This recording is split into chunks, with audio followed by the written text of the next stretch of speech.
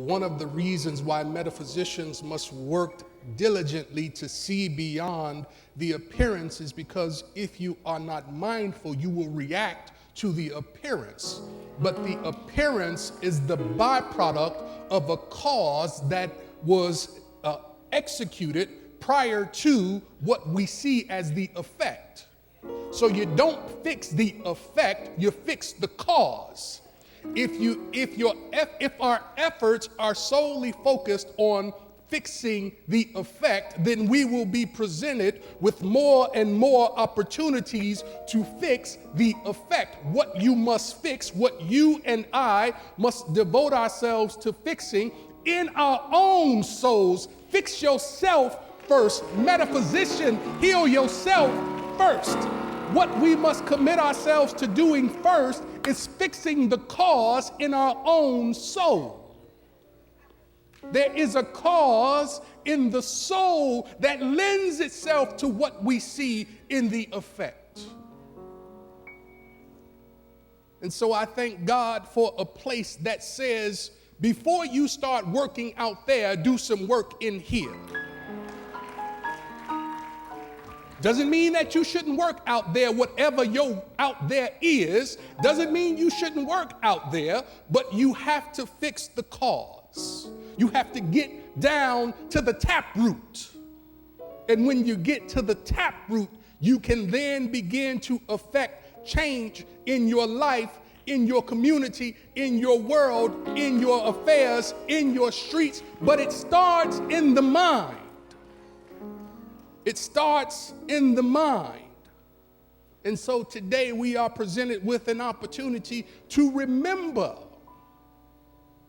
how important and powerful our thinking is. I submit to you that some of the things we've seen occur in the past 7 to 10 days all could have been avoided if there had simply been a change in a person's thinking. That's all. Just a change. Imagine how much less pain and turmoil our nation would be going through if at the moment prior to the decision there was a change in our thinking.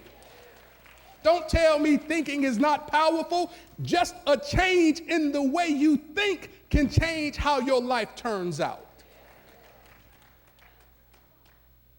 So our scripture reference for today is from the words of Paul. He says, do not be conformed to this world, but be transformed by the renewing of your mind, so that you may discern, or that you may prove what is the will of God, what is that good, acceptable, and perfect will of God for you and I.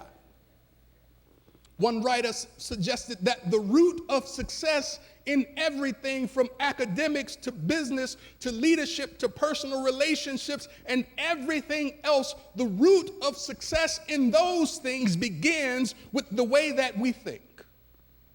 And so as we are exploring or re-exploring in our souls this inner master today, we look at what I see as the linchpin piece of exactly what it is that not only makes you a master, but makes you able to demonstrate your mastery.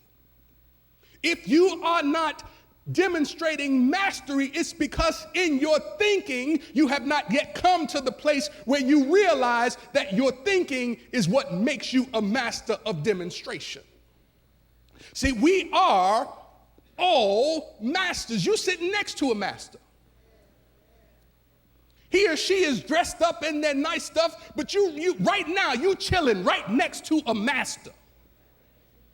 Master from head to toe.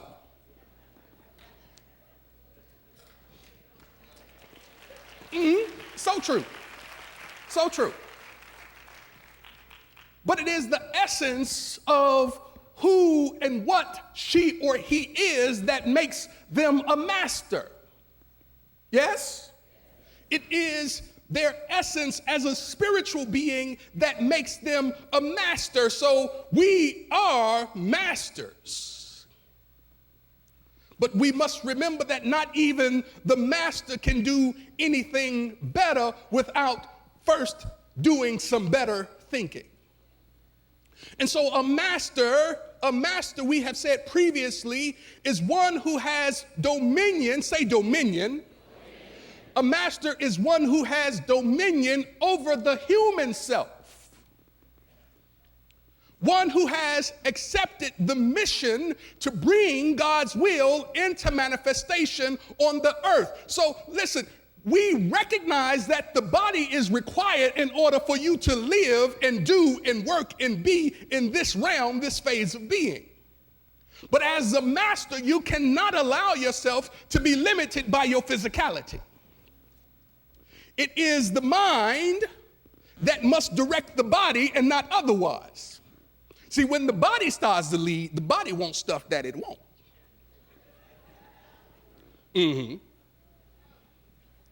But the master recognizes that she or he must have dominion over the human self. And the master's path to awareness requires that the soul be purified from all sense of separation. This is why on last week or for the past 2 weeks, it was important that we get that personality lined up, because if we don't get that personality lined up, you will start to think yourself separate from other people and separate from that which has brought you forth if you start to believe the story that the mask is telling you. But we must always be working to bring ourselves back into the remembrance of the truth of what we are and whose we are. We are spiritual beings made in the image and after the likeness of God. As spiritual beings, we have to recognize, come on now, you got to touch it first. As a spiritual being, you got to know that nobody can take a life from anybody else. As a spiritual being, you have to recognize that life does not begin or end when the baby shows up or when the cradle is put or when the casket is put in the ground. That is not the definition of life. That is only an experience of the expression for the short period of time that we decide to be in this side, on this side, taking up the experience we call life. As a master, you cannot be limited from age 1 to age 99. No such thing. As a master, you are all that God is. And so as a master, you have your beginning wherever God started at. So if God started here, this is your beginning. It's not when mama pushed hard so that you might have an opportunity to go, where? Your life existed before you showed up. You actually even had physical life in her. She toiled with you for months. Can't sleep right, appetite all off, mad at everything and everybody. I remember when Sylvia, I think we were on our way to the hospital with she was in labor with my son or daughter, one of them. And we driving, and I'm trying to observe all the rules and laws of the Lord. She said, drive faster. I started driving faster. She said, you're driving too fast, drive slower. I started driving slower. She said, you're driving too slow, drive medium. I said, I'm trying to do what I can to get you to I started crying. I'm trying to do what I can to get us to this place safely. Then she said, shut up. You know what I did, don't you?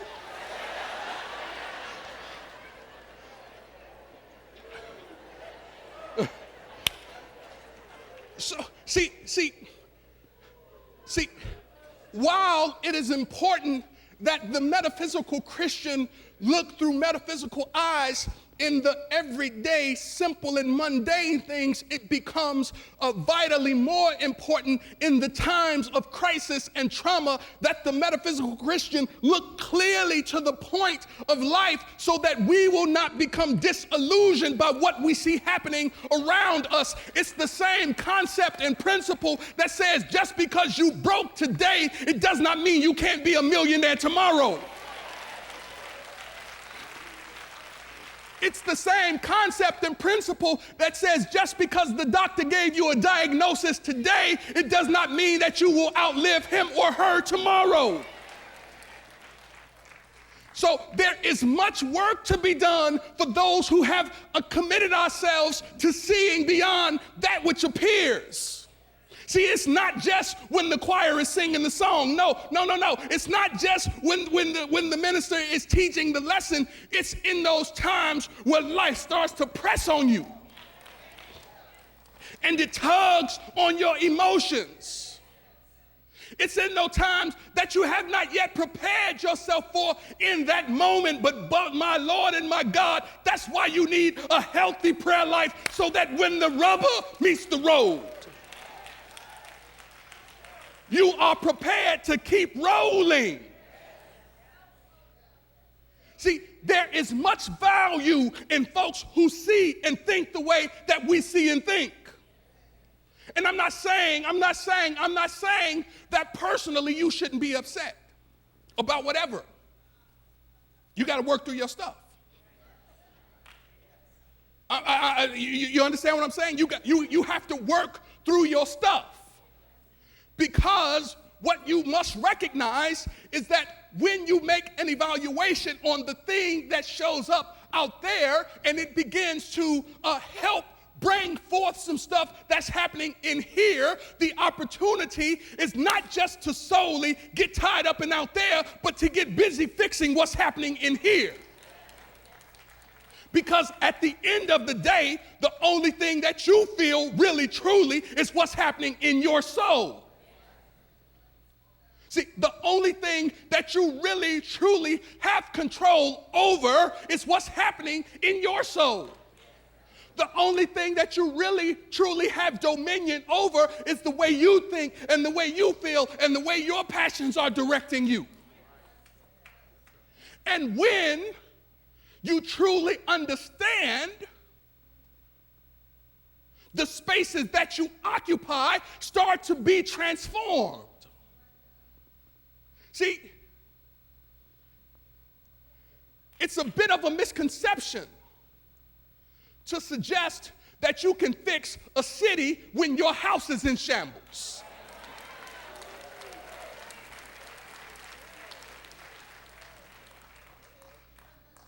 I just want to help us be clear. So let me just go ahead and say it right here, right now. So I think I'm going to have to do part 2 for what's on there. But if it's okay, I'd just like to speak what's in here right now. See, before you can talk to your alderman, you should be clear about what you think about the issue. Yeah. No, it's practical Christianity. Right? So respect for life is not just a question of what happens when a white officer kills a black male. That's far too simplistic. What we must recognize is that when the black male kills the black male, we should be as outraged. We should be on fire, seeking solutions, because your struggle is my struggle. And can I out myself?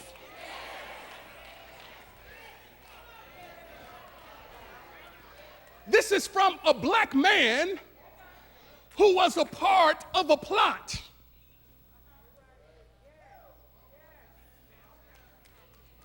to take the life of another black man. So I understand when I'm telling you that it requires a change of mind.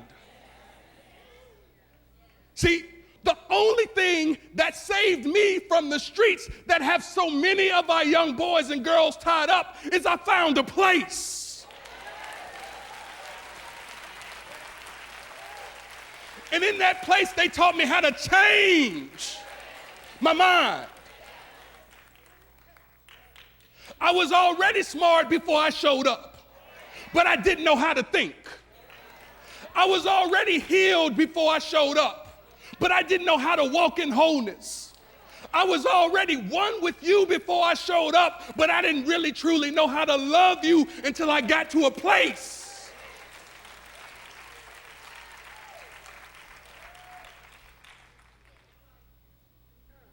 And so we must be impressing the collective awareness that it's not okay. It's not okay. Can I keep it real funky?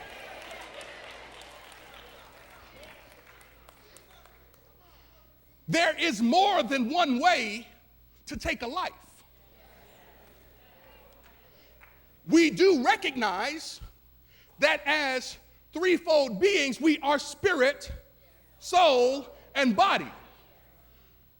The way that we are most familiar with in terms of how we see it play out in our experience is the loss of life to the body. But what happens when people who are supposed to know better kill the character, kill the dreams, kill the hopes, kill the will, kill the desire of people who share the same space with them? See, it's very possible. It's very possible that if someone does not raise someone up with a mind for separation and segregation, if someone does not raise someone up or someone does not teach in a particular space this concept that just because a cat has a white t-shirt on, he is somehow wrong or crude or unintelligent, if we recognize that every young man and every young woman, no matter how white his shirt is or how high her skirt is, the opportunity is for us to teach them where they are. You've got to get them where they are. See, you must meet a person at the level that they are in order to bring them up. See, you'll notice when you get on the elevator, they never ask you to jump up on the elevator. They put the elevator right at the level that you are. And when you get on at the level that you are, then you push whatever this button you desire to go to, and then it takes you up. But they don't say jump from there to here in order to go up there.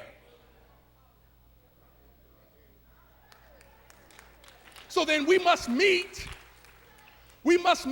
those who are not yet aware. See, it's only a matter of awareness. It's only a matter of awareness. It's simply a matter of awareness. Sometimes you just don't know. Sometimes you just don't know. Sometimes you just don't know. And when people who don't know show up at a place like this, we can kill the soul of the person if when they show up at a place like this, we look at them the same way people out there look at them.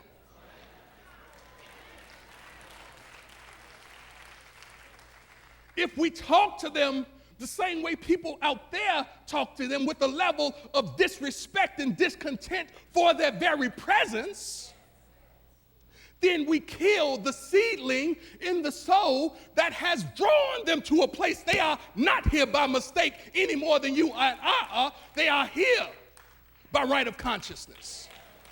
And they show up, some of us show up because we don't know, right? You might be sitting to somebody who showed up because they knew. Then right on the other side might be somebody who showed up because they didn't know. And so we must be mindful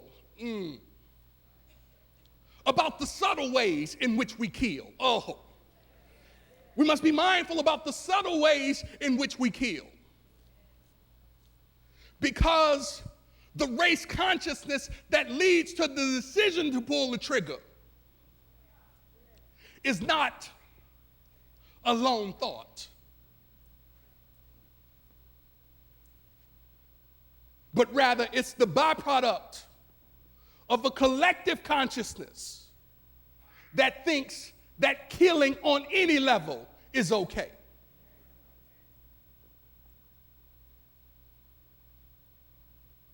And so what must we do? What is the opportunity presenting to us? See, anytime there is an effect, it's again encouraging us to revisit the cause. What is the effect trying to get us to do? It wants us to revisit the cause. And so we must be diligent in our work to rediscover the cause. Because if we correct the cause, we can correct the issue. But I submit to you that all causation is mental. And so then our work is first to work in the mental. This is why prayer is so important. See, and I do recognize that for some of us, prayer is not action. Thank you, E. I recognize that for some of us, prayer is not an action. But when your great-great-great-great-grandparents were passing across in the Middle Passage, what they did in the most difficult of times was submit themselves and commit themselves to prayer. Not only were they praying for the ease of the experience for themselves, but they were praying that their great-great-great-great-great-grandchildren would not have to suffer the same pain, the same difficulty, the same trauma, and the same challenge that they themselves in that moment were going through. So part of why we can look back and seek a cause is because they prayed then so that we could be better now. See, one of the things that prayer will do is it will regulate your mind and help you not choose a permanent solution for a temporary challenge. See, if you commit yourself first to prayer, before you go and get your gun, before you go and get your knife, before you go and get your bat, you will get your mind right. And if you get your mind right first, what you will find is that, yes, you might still have to stand up, but the question will be, can you stand in the light? Can you stand in the peace? Can you stand in the unity? Because here's what we see happen with our gangs. You shoot my guy, and we shoot your guy. And since we're all in pain, the only way to make us feel better, we think, is to shoot your guy. And now because all of us are in pain, we need for them to be in pain too, and so we shoot their guy. And then somebody and somebody and somebody, and what we have seen so far to date is that killing somebody else in violence after peace does not work. It does not work. It does not work. And so the people of peace, must be willing to stand. Watch this. Now, sometimes when you stand in peace, that means you get the hell knocked out of you. I'm not making it up. I'm just telling you what I saw. Sometimes when you stand up for what's right, that means they take a run at you. Sometimes when you commit yourself to doing what is best, that means they come after you. But you do what's right anyway. You stand for peace anyway. You get about the solution and the Father's business anyway. Because the only way it ever gets done is if we do it together. See, every one of these young children who stood here this morning, they deserve an opportunity to unearth their potential. They deserve an opportunity to find out what it feels like to be a master. They deserve an opportunity to have their creative genius unearthed. And so we pray, not just for ourselves as we go through this experience, but we pray for them and for the ones coming after them and for the ones coming after them and for the ones coming after them, ones who have not even showed up yet. Because here's what we do know. With God, all things are possible. God bless you.